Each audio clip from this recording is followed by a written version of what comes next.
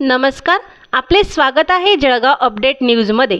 जळगाव शहरातील पिंपराळा येथील तब्बल 150 वर्षांची परंपरा असलेला विठ्ठल मंदिर संस्थाचा रथोत्सव पार पडला।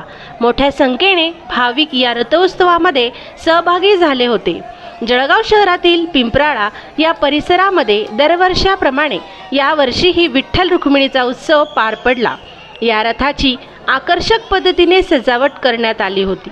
आज जिल्हाधिकारी आयुष प्रसाद, आमदार राजूमामा भोळे तसेच मान्यवरांच्या उपस्थितीमध्ये रथाचे महाआरती करून रथोत्सवाला प्रारंभ झाला। याच रथोत्सवामध्ये लेझिम तसेच ढोल पथक सहभागी झाले होते।